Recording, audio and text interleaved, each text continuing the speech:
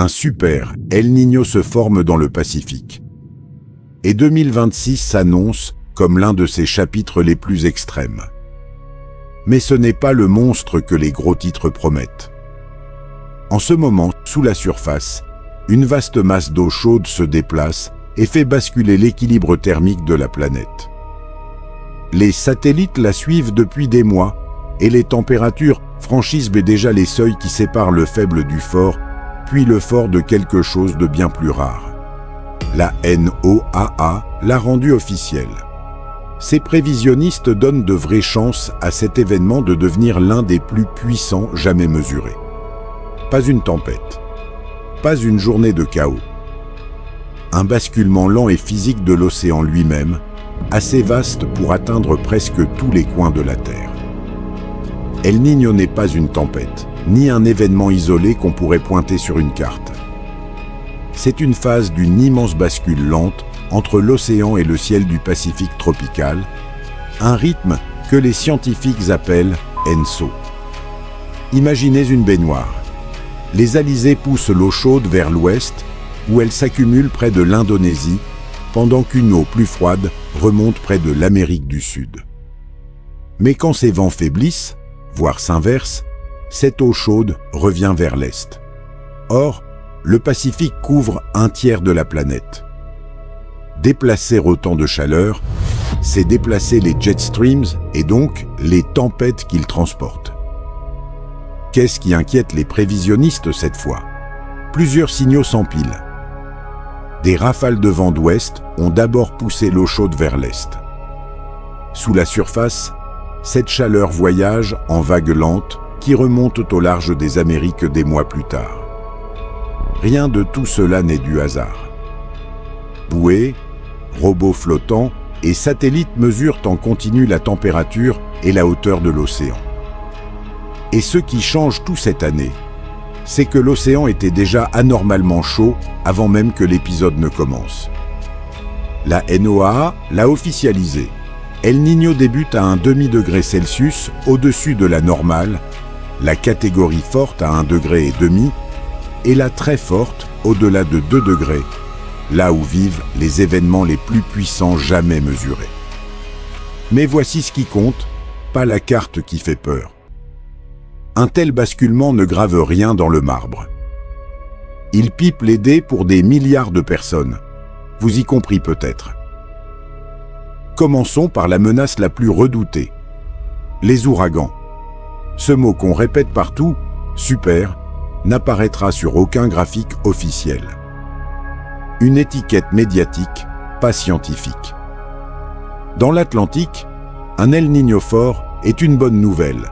Des vents d'altitude cisaillent les jeunes tempêtes avant qu'elles ne s'organisent.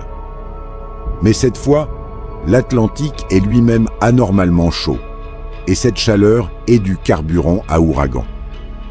Résultat possible, moins de tempêtes, mais plus féroces. Dans le Pacifique Est, la tendance s'inverse, les tempêtes y deviennent plus nombreuses et intenses. El Niño joue un double jeu, calmant un océan pendant qu'il en charge un autre. Une vérité brutale demeure, il suffit d'un seul ouragan au mauvais endroit pour transformer une année calme en catastrophe. L'histoire la plus personnelle reste l'hiver. El Niño laisse sa marque en Amérique du Nord en courbant le jet stream subtropical vers le sud.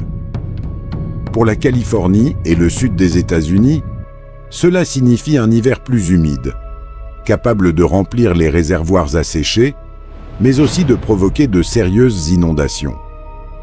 Plus au nord, le tableau s'inverse.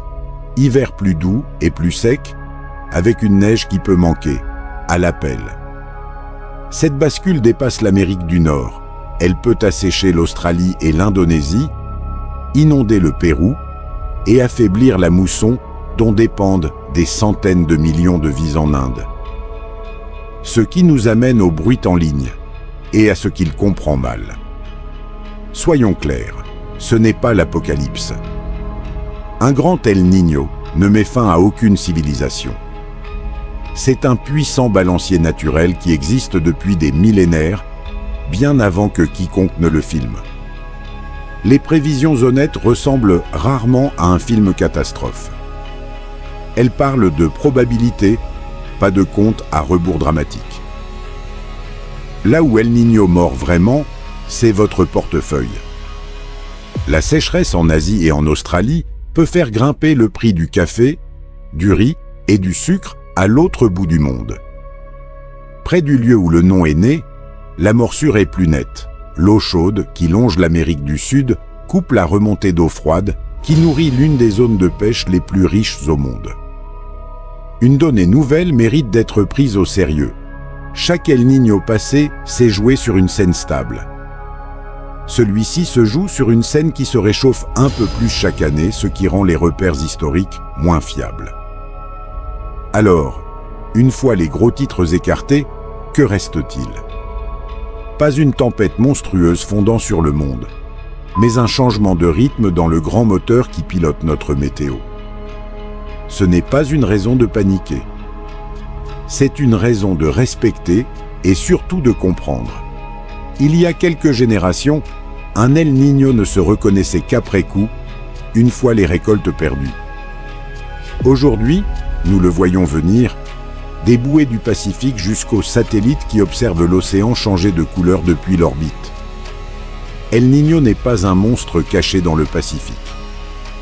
C'est le thermostat de la planète qui bascule à nouveau. Et pour la première fois dans l'histoire humaine, nous pouvons le regarder venir au lieu de le subir par surprise.